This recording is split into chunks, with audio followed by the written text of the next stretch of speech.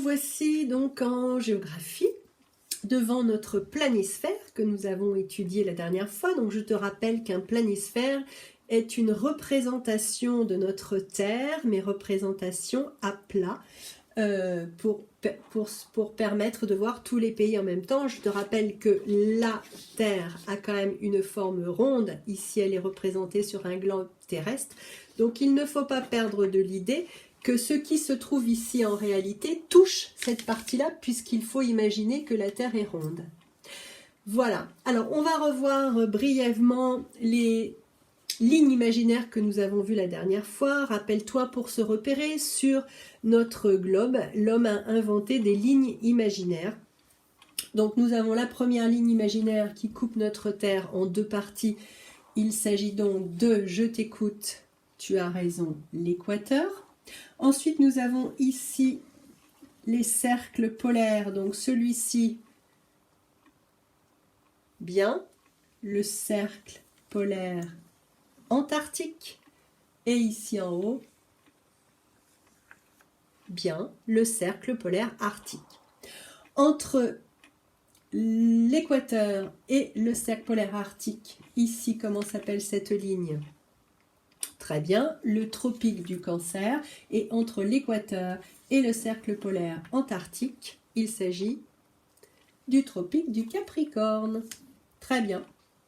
Alors, ces lignes imaginaires, il faut bien sûr les retenir, elles sont importantes et elles permettent vraiment de se situer. Si par exemple je te demande de situer la France sur le globe terrestre, où elle est cette France parmi les lignes imaginaires que nous avons inventées ? Eh bien oui, elle est entre le tropique du Cancer et le cercle polaire arctique. Aujourd'hui, nous allons parler des océans. Les océans, qu'est-ce qu'un océan ? Un océan donc est une grande étendue d'eau salée qui se trouve entre deux continents. Voici la définition d'un océan. Des océans sur Terre, il n'y en a pas énormément parce qu'ils sont gigantesques. Il y en a 5. Nous allons essayer de les situer au bon endroit sur notre planisphère.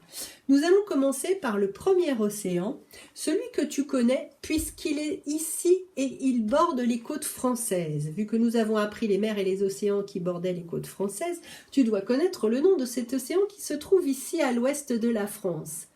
Oui, tu as raison, il s'agit de l'océan Atlantique. Mais cet océan Atlantique, il n'est pas seulement là, il est partout ici. Regarde comme il est grand. Tout ça, c'est l'océan Atlantique.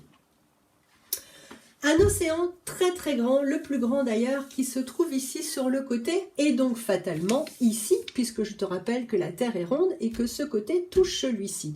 Donc comment s'appelle cet océan qui se trouve ici ? Tu as raison, il s'agit de l'océan Pacifique. Du coup, je mets son nom ici et je remets son nom de l'autre côté, puisque ces deux côtés se touchent. Océan Pacifique.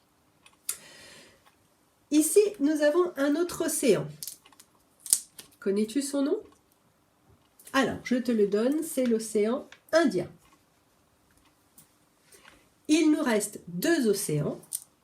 Nous avons l'océan Arctique, évidemment qui se trouve ici au-dessus du cercle polaire arctique. Et nous avons ici ce que l'on appelle l'océan Austral. L'océan Austral était appelé avant océan glacial antarctique. Eh bien, on a changé son nom et maintenant on l'appelle océan Austral. Voilà. Donc, voici les 5 océans du globe terrestre. On va les répéter. L'Atlantique, le Pacifique, l'océan Arctique, l'océan Austral et l'océan Indien. Petite question, connais-tu le nom du plus grand animal qui existe sur Terre ? Si je te pose cette question, c'est que tu te dis sûrement qu'il y a une relation avec les océans, tu as raison. C'est un animal qui vit dans les profondeurs des océans. Est-ce que tu connais son nom ? Eh bien, peut-être que oui, peut-être que non, je ne sais pas. En tout cas, je vais te donner la réponse. Il s'agit de la baleine bleue. Cette baleine bleue est énorme. Elle peut mesurer plus de 30 mètres de longueur. Qu'est-ce que 30 mètres? Eh bien, tu vois la règle de mon tableau jaune quand nous sommes en classe. Eh bien, c'est donc 30 mètres. 30 règles que l'on met bout à bout et ça représente la longueur de cette baleine bleue. On dit aussi qu'elle pèse plus de 170 tonnes. C'est un animal énorme qui vit donc dans les profondeurs des océans. En parlant de profondeur, parlons des profondeurs des océans. Aurais-tu une petite idée de combien peut mesurer la profondeur d'un océan? Alors, la profondeur d'un océan, c'est en moyenne 3 km, ce qui est déjà énorme. Donc 3 km, c'est une moyenne, hein. Ça veut dire qu'il y a des endroits où évidemment les océans sont beaucoup plus profonds. Et l'endroit justement le plus profond parmi les 5 océans s'appelle la fosse des Mariannes. Elle se trouve ici exactement. Elle se trouve là en fait sous l'étiquette entre le Japon et la Nouvelle-Guinée. La fosse des Mariannes, elle mesure 11 km de profondeur. C'est énorme, 11 km de profondeur. Donc c'est l'endroit le plus profond de la planète. Retiens ce nom, la fosse des Mariannes dans l'océan Pacifique.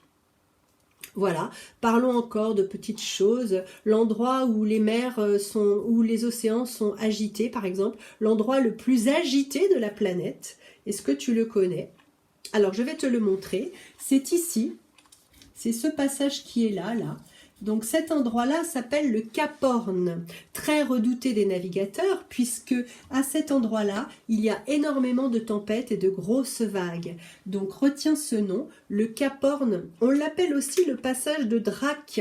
Pourquoi le passage de Drake? Eh bien parce que c'est Francis Drake, un navigateur anglais, qui a découvert ce passage en 1518 en partant avec son bateau. Eh bien il a découvert qu'ici il y avait un passage, mais il a aussi découvert qu'il y avait un passage très dangereux avec énormément de vagues et de tempêtes. Et ça n'a pas changé, c'est toujours l'endroit le plus agité de la planète. Voilà, donc je vais te donner rendez-vous dans ton cahier de géographie puisque nous allons reproduire ou imprimer le planisphère et y placer cette fois les océans au bon endroit. À bientôt!